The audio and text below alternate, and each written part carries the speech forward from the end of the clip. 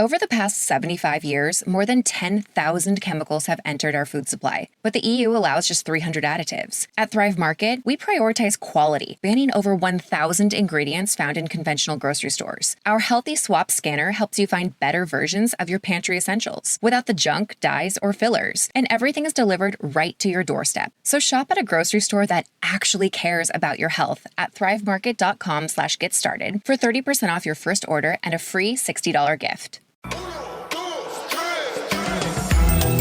Welcome to Think About It with your host, Jaden Miller.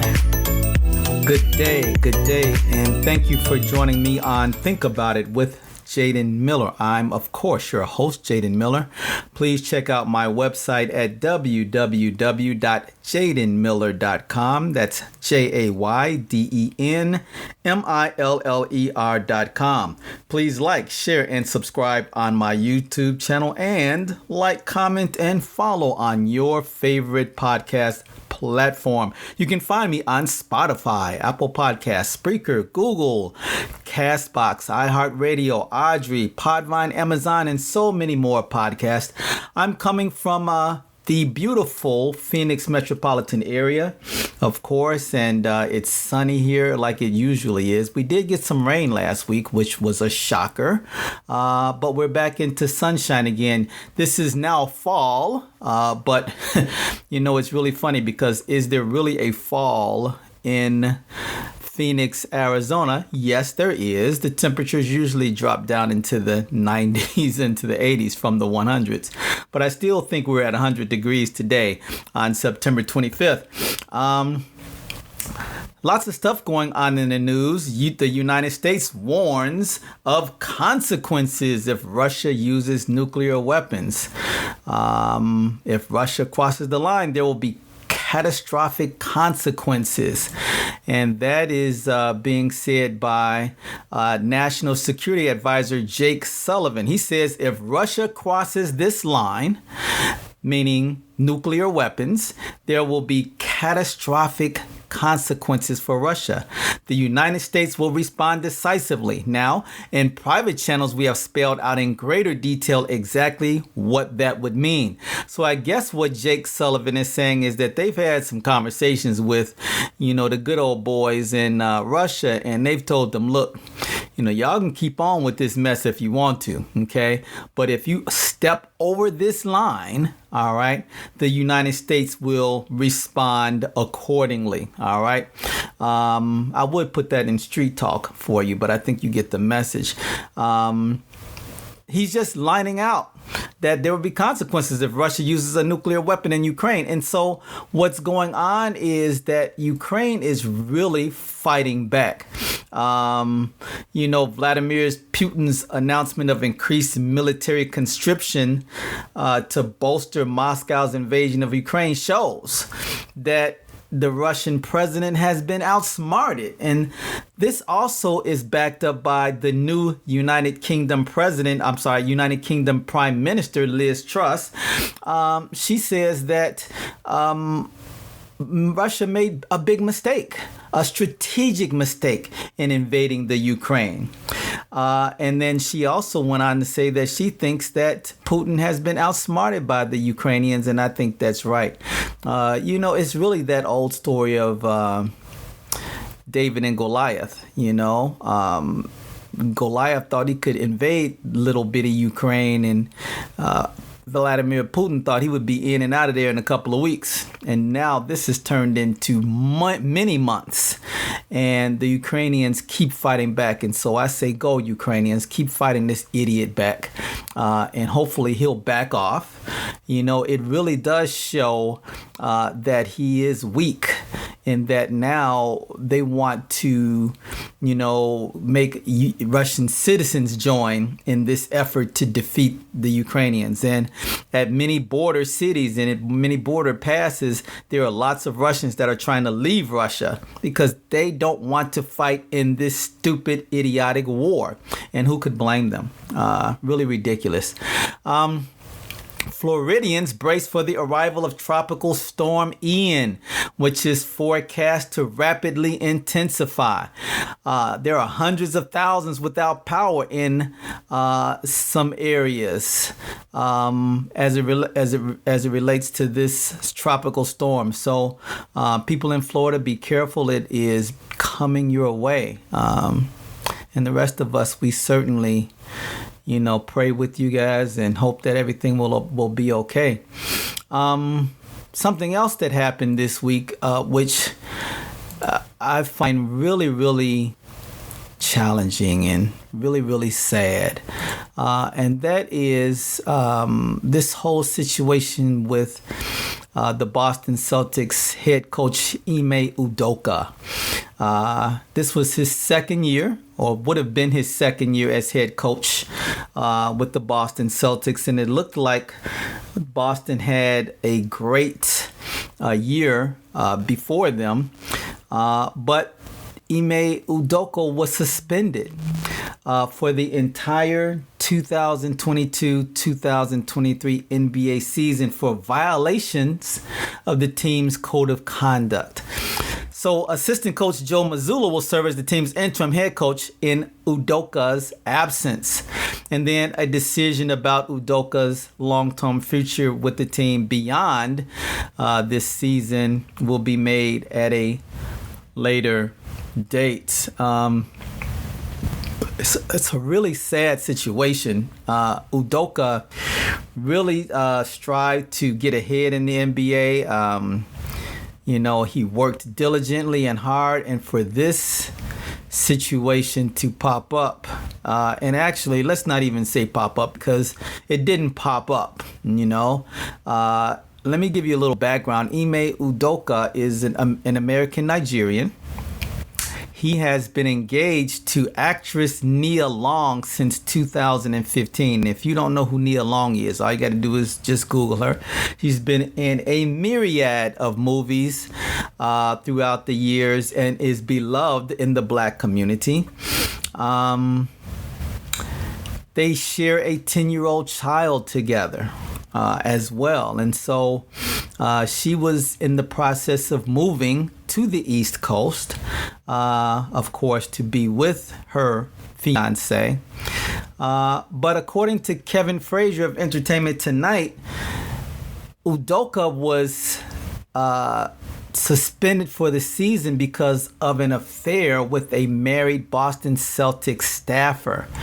And it seems as though this woman's husband overheard a private conversation between his wife and Udoka on a home doorbell camera. That's why you got to be real careful with technology, okay? Kevin Frazier said on Twitter that multiple sources confirmed that the female staffer's affair with Celtics coach Ime Udoka was uncovered by her husband when he overheard a private conversation on a home doorbell camera. Entertainment Tonight reports that actress Nia Long, Udoka's longtime fiancée and the mother of his child, as I already mentioned, did not learn about the affair until ESPN's Adrian Wojnarowski shed light on the matter last week. The Celtics staffer in question was reportedly tasked with aiding Nia Long and her child's move to Boston to be with Udoka, which she purportedly continued to do even after Boston confronted Udoka about the affair in July. Kevin Frazier goes on Twitter to say, according to well-placed sources, even after the affair was discovered by the Celtics, the female staffer continued to work with Nia Long on her move to Boston. Nia did not learn about the affair until the disciplinary action by the franchise was made public. Dude. So I just want to briefly mention that I certainly feel for this family. Okay, I think that's first and foremost. Whatever we think about Ime Udoka, he's talented. I'm sure he's a great father. Obviously, he had the support of Celtics owner Wyc Grousbeck and general manager Brad Stevens. They all, supported him for sure in his role as the Boston Celtics coach. But when this affair came to light, Well, they hired an outside agency to come in and take a look at the situation, which obviously was the right thing to do, okay? Because you don't want a situation like this, okay, to be made public and it shows that the Boston Celtics was trying to hide something. So, step aside, allow an outside agency to come in and to report back independently, which is what they did, okay? And then the Celtics owner and the general manager could take the right action at that time, okay? So in essence, if Ime Udoka was found to not have engaged in any activities that violated team policies, that would have been great. But in this situation, he did, okay? And it was found out by this woman's that he was having an affair with, this Celtic staffer's husband. Now, of course, this man is upset. Why would he not be? Okay, his wife is having an affair with the Boston Celtics coach. Okay, men are men. Men get jealous. Men don't like that. Just like women don't like it, men don't like it. One man does not like to be usurped or made stupid, but look stupid by another man. Okay, that's first and foremost. All right, especially one that may have a higher status. I don't know what this woman's husband did, but let's just say, Ime Udoka had a higher status. He certainly had a higher public, a public he was out there in the public more so than this woman's husband.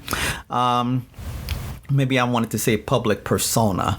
And so jealousy can always creep in. So I'm sure that he reported.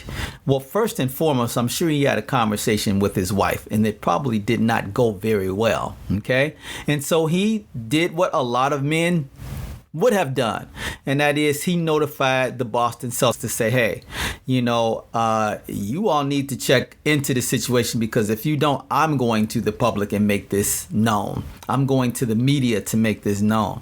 And so the Boston Celtics did the right thing.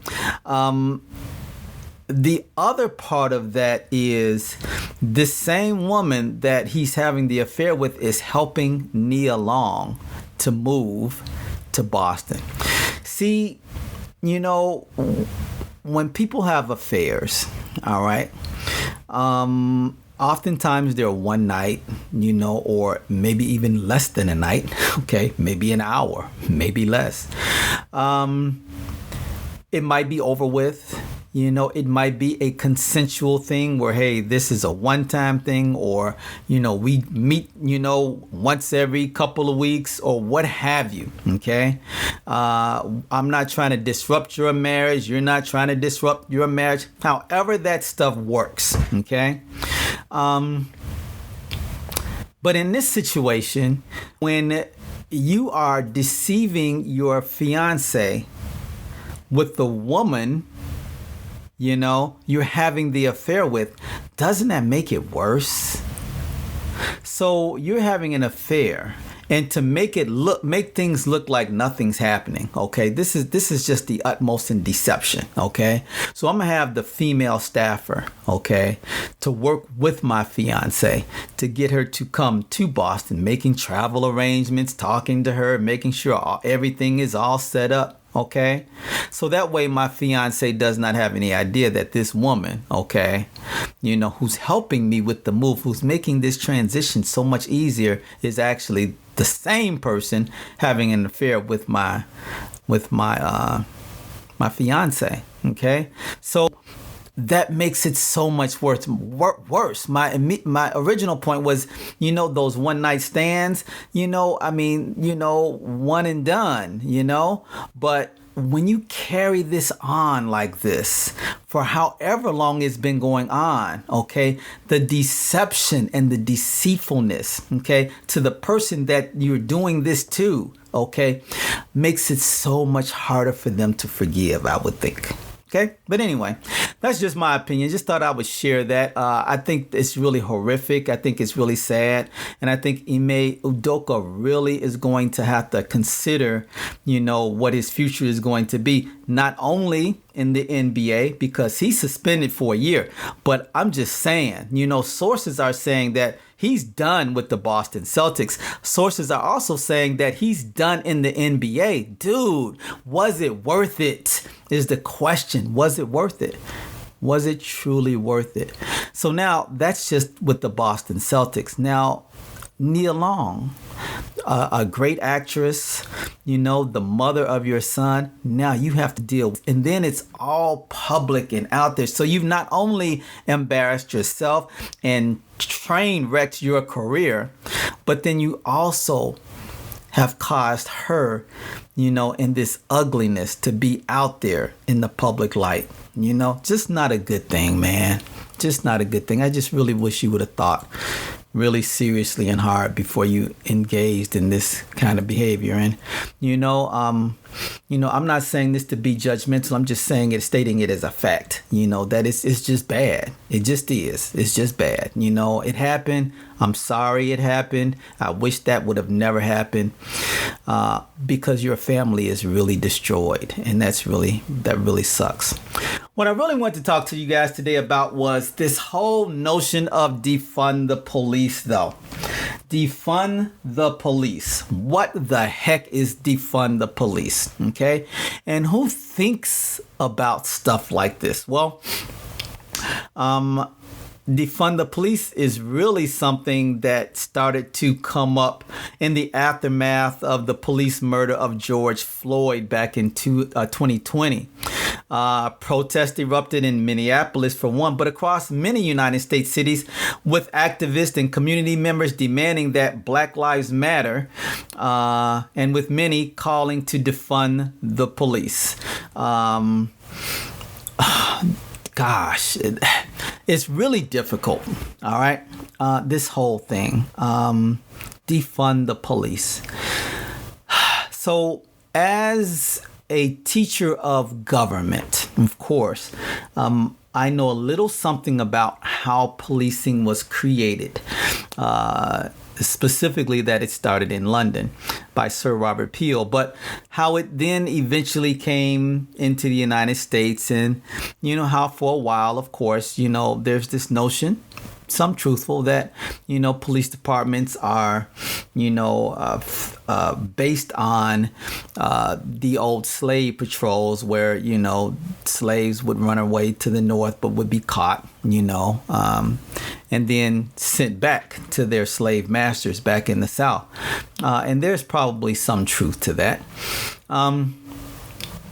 But as a former law enforcement officer at several different levels, I can say that the defund the police, this whole notion is really not going over very well. And I'll try to explain my thoughts in just a minute. But I think first it's important to understand why people want to defund the police. And again, it's mainly activists, it's mainly liberals, and I don't have anything against liberals, but I'm just stating facts. It is liberals that want to defund the police. And these are some of the reasons why.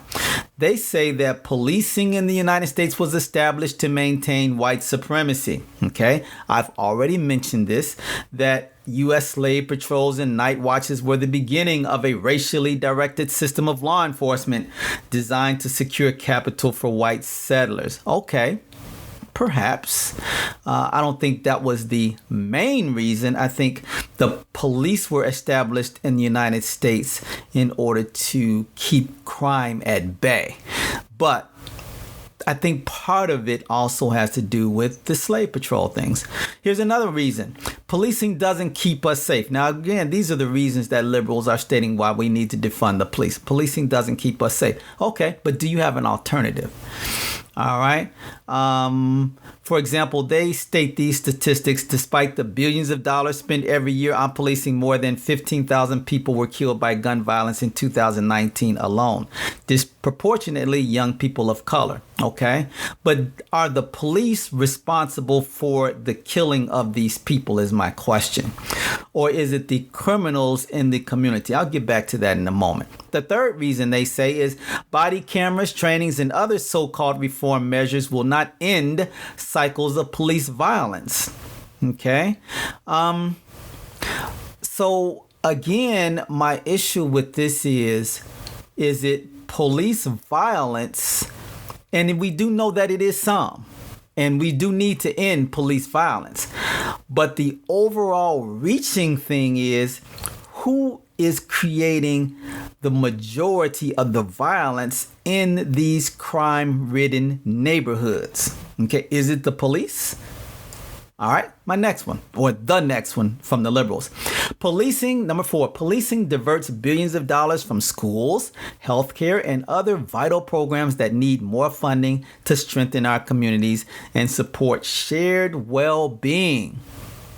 U.S. cities collectively spend $100 billion a year on policing, while needed investments in education, healthcare, housing, and other critical programs go unfilled, particularly in poor communities and communities of color.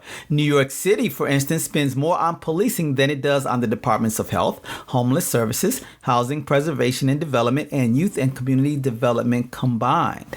The fifth point is black organizers are calling for Black organizers are calling for divestment from policing and investment in human needs across the country. Okay.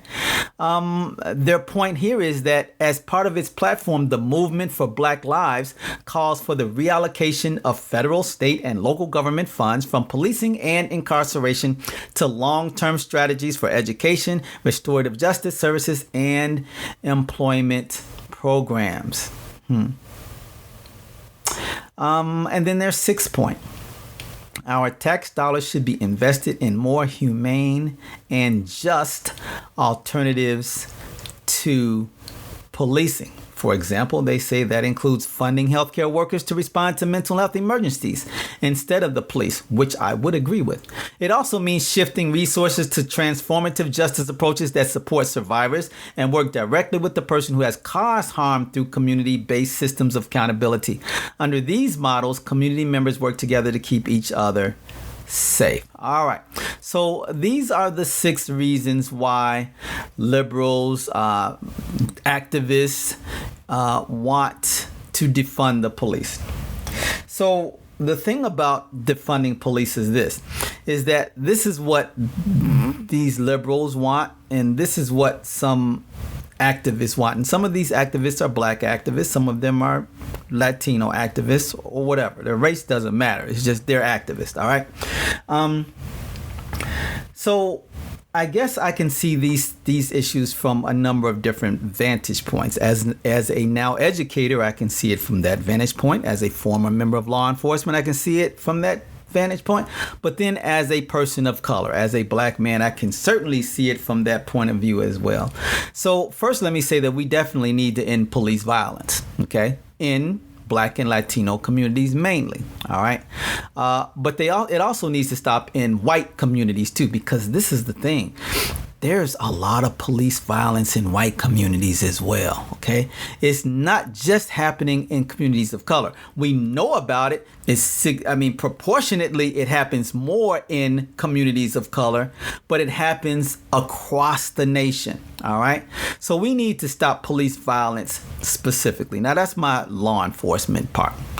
My black part of me says, yeah, what we need to do is we need to have anti-bias training as a crucial component of policing. See, a lot of what's happening is we have people that enter into the law enforcement field that have had no contact with people of color. Black people, Latinos, Asians, okay, poor whites have had no contact. All right. So they come into law enforcement with these biases, okay? These stereotypes based upon music that they've heard or something that they've watched on TV, or because they come from families that continue to perpetuate these racial stereotypes from way back in time, which I'm going to editorialize now is ridiculous and stupid. Okay. All right. So we need to have some anti-bias training. Okay. The reason why I say this as well is now, as I work in education, quite often what I will see is you have African American students, you have Latino students, and disproportionately they will be disciplined more than white students. I've seen this happen many, many times. All right. And so often you'll see a black student asking questions of, let's say, a teacher or an administrator, but that administrator sees the teacher or that teacher sees the student see that as defiance because they're asking questions. They're asking why. Okay, why am I being? And then they may get a little, their voice may get a little bit excited. They may get a little bit more passionate. That's because they simply want to know, why is it that I am being singled out? Or what did I do? And that begs the question, well, okay, if they're asking you what you did, shouldn't you tell them what they did? It's just like on a traffic stop and the police stop you, okay? And you roll down your window and say, "Good afternoon, officer. Can you explain to me why you stopped me?" Well, explain to them. Tell them that you ran a red light or you were driving too fast. But you don't want to get into this tug of war, well, give me your driver's license and being rude to people, because that just goes nowhere. Okay. So quite often, because we're dissimilar in some ways, all right, then, for example, a white police officer may see that African American person or that Latino person as being defiant to them or disrespectful to them. Okay. And it is not that at all. And so that's why, it's so good to have this anti-bias training so that police officers can see, okay, that, hey, in certain communities, they act a certain way. So as an African-American police officer in the city of Chicago, when I went on crime scenes, people are upset, okay? When you go to someone's house, they may be yelling, they may be screaming, they may be upset, okay? Well, that's because they're human beings and they're emotional at that time, okay? Now, true, when you come on the scene, you need to try to calm things down, okay? But if a mother is witnessing or has just witnessed her child get shot and killed, God, can't we have a little bit of empathy? So we want that mom to be quiet and shut up so that you can investigate. Okay. So some people are emotional and they let out those emotions. That is a human response. And sometimes that is a cultural response. But more than anything, that's a mother that is saddened over the death of her child. And then if we're dealing with younger people, okay, sometimes they may have a tendency to talk back. Don't 13 and 14-year-olds and 15-year-olds do that at home? So I would ask, for example, a white parent, okay, of white children, okay, sometimes do your children talk back to you? Sometimes do they say things that they shouldn't say? Okay. So, and then is your response to lock them up? Is your response, oh, well, they all are going to be in prison in the next few years? No. I think your response is one of, you know what? They're going through these hormonal changes, okay?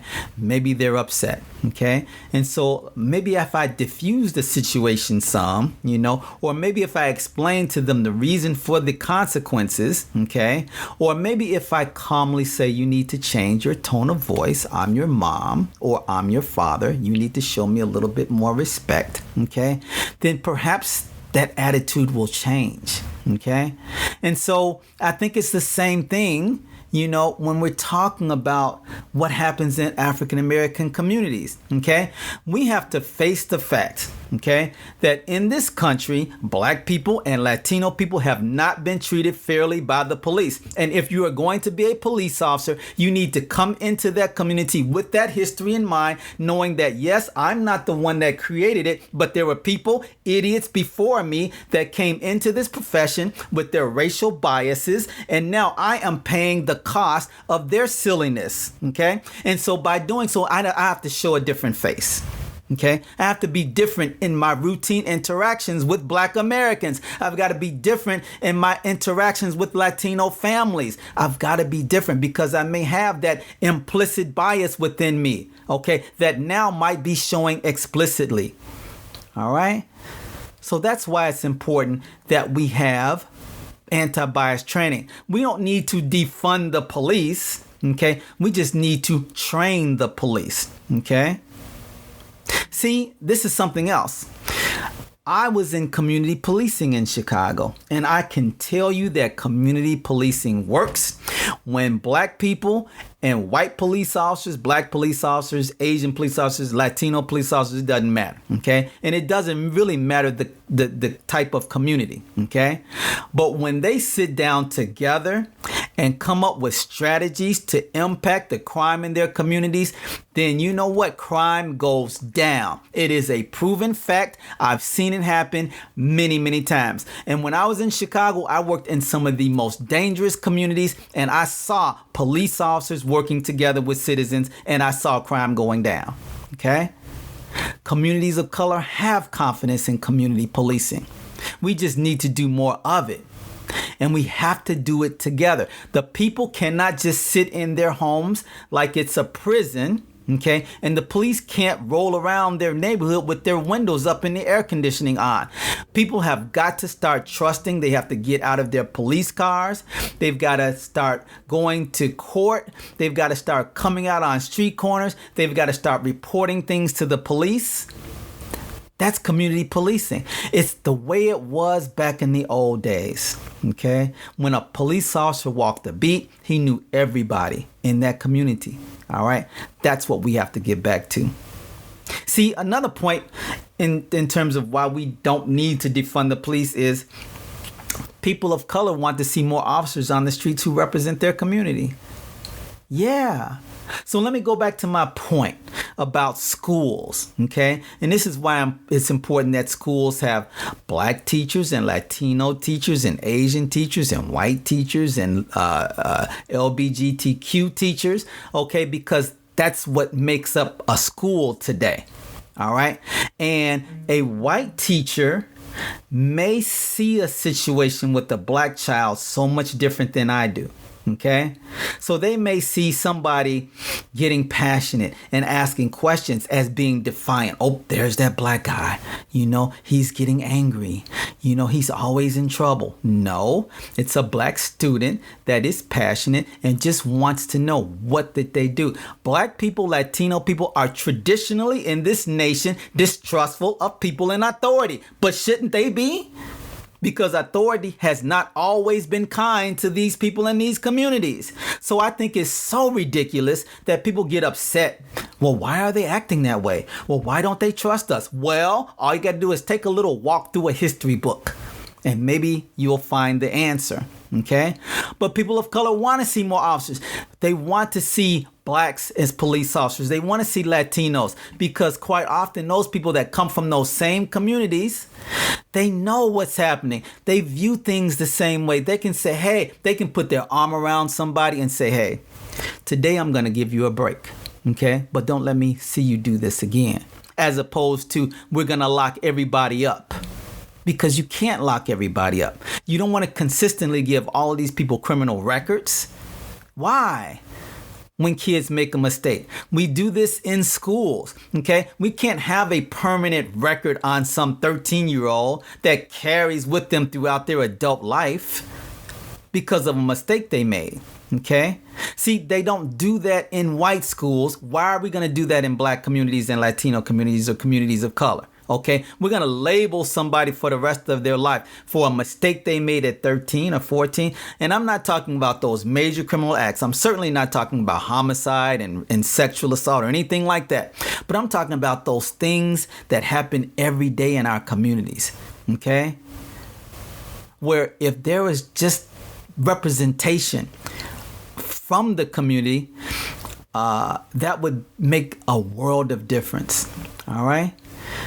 We don't need to defund the police. Communities of color want police to do their jobs effectively. All right. See, the role of law enforcement officers is among the bedrocks of civil society. That's what I say. Okay. We need the police because guess what? If I need the police to come to my house and I call 911, I want them to come. I mean, what am I going to do? So is the fire department going to come and help me solve the crime problem? No. Okay. Oh, so should I call the bus service? Okay. The bus driver is going to come. Or maybe I should call APS, the electric service. They're going to send somebody out to enforce the law and to maintain public order and to investigate crime? Absolutely not. So if we defund the police, then who's going to do this stuff? Huh? And I really wonder if the liberals think about this, and I mean, so what kind of society do they want, or do they want, these milquetoast police officers to walk around, and shaking everybody's hand and letting the criminals go? See, that's not what communities of color want. We want tough police officers, but we want kind and courteous ones to the people in the community as well. And so you can be both. Okay, because as a police officer, you know who the criminal element is. And then you also know who the little old lady down the street is. And there's a difference. Okay, see, we need to treat the little old lady down the street with respect because she's also paying your tax dollars. Okay, but those criminals that are hanging out on the street corner, okay, then we need to do something about them. And there's a type of language and a type of persona we need to use with them, because if not, then what happens? Okay, they take over and have taken over these communities. Take a look at Minneapolis, for example. People of color want law enforcement to do a better job of solving crimes and getting violent criminals off the streets. That's what people of color want. Okay, they don't want to defund the police. They want the police to use all of the technology that they can muster. Okay, to get these people off the streets, because this is causing harm in their communities. I was reading the other day, a grandfather in Minneapolis drives around with a picture of his granddaughter in his car, his 6-year-old granddaughter that was killed in Crossfire in Minneapolis, one of those cities that they want to defund the police in. Okay, and so crime has skyrocketed in Minneapolis, but yet the members of the police department have gone down drastically. Who wants to be the police in Minneapolis? Not many people. Why? Because you want to defund them, and because then you also don't treat them with the respect that they deserve. Not all police officers enact violence in communities. Not all police officers are racist. Not all police officers just want to drive around in their nice squad cars while crime just continues to go up in those communities. They don't. They took the job for a reason. Okay? Most of them. Okay? Those that have not or do not, there's always a way to weed them out. Just like in any other profession. If they are bad teachers, they'll get weeded out. If they're bad doctors, they'll get weeded out. Okay? If they're bad nurses, whatever, they'll get weeded out at some point. Crimes that remain unsolved equates to criminals that remain on the street and families that remain without closure. Gosh. In communities of color where confidence in police has already deteriorated, a decrease in the number of crimes solved just exacerbates the discontent felt by citizens. People have this misconception that in communities of color that people like these criminals. These criminals are feeding on them. They are not supportive of the criminals. They are caught between a rock and a hard place, okay? You've got police on one side. You don't know if I can trust them, some of them, okay? But then you've got these criminals on the other side. So if I tell the police, are they going to actually handle the crime? Or are they going to put my name out there? People have to deal with these criminals every day. And sometimes people would rather deal with the criminals than deal with the police. And that's sad. That's why we've got to flip things around.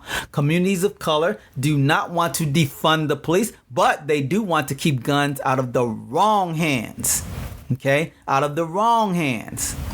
See, the right hand is a person who is a law-abiding citizen, okay? Regardless of if they live in a state that has permitless carry or that you have to have some restrictions, whatever. But they want people to have the weapons that are law-abiding citizens, not these criminals that use these weapons against them. So they want the guns out of the wrong hands. And police, not only at the local level, but at the federal and state levels, can come together to fight this. And they really need to get rid of these loopholes that allow these criminals to carry weapons and to use them in the commission of crime. People of color want hate crimes to be taken seriously. Sometimes they're not. All right.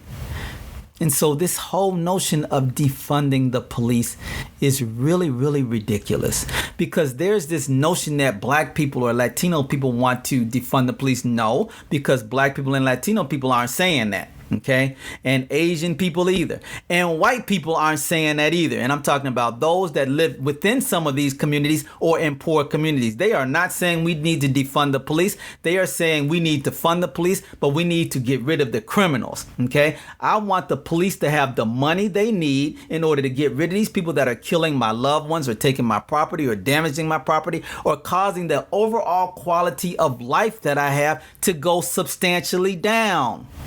So in Minneapolis, where they want to defund the police, homicides are up. Crime is up. But yet, where is the liberal think tank for that? Okay? Where are these activists now? Okay? Where are you? Crime is up. You still want to defund the police? You still think that defunding the police and taking the police budget and transferring them into these other areas will help the crime rate? It will help people, but criminals look forward to this kind of discussion. They watch this kind of discussion because they know that if they can get people turned against the police, and especially the people that live in those communities, that they have no alternatives. They have none, because the milkman is not coming to enforce the law for you. I'm sorry. But the police will. So in essence, what we want is training for the police. We want police not to be racist. We don't want police to be violent in our communities, especially against law-abiding citizens. Okay? We want police to be more responsible. That's what we want.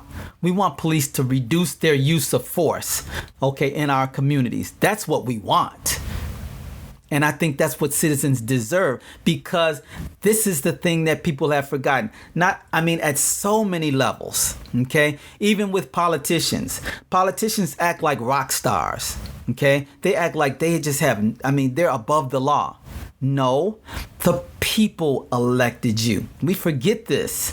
The same with the police. The police serve at the will of the people. We have forgotten that in this country. And so if we, regardless of the community, but also especially communities of color, need to remind the police of that you work for us, the people. Okay. And so what we want to see is transformation in the departments. We want better use of technology. We want a bias training. We need all of this. Okay. We need to reduce anti-bias training. I'm sorry. We need to reduce excessive force in these communities. We need to reduce this implicit bias in our communities. That's what really needs to happen. We don't need to take money away from the police to have these things to happen. We really, truly don't. All right. This is Jaden Miller. Thank you guys for listening to my podcast, this episode of my podcast.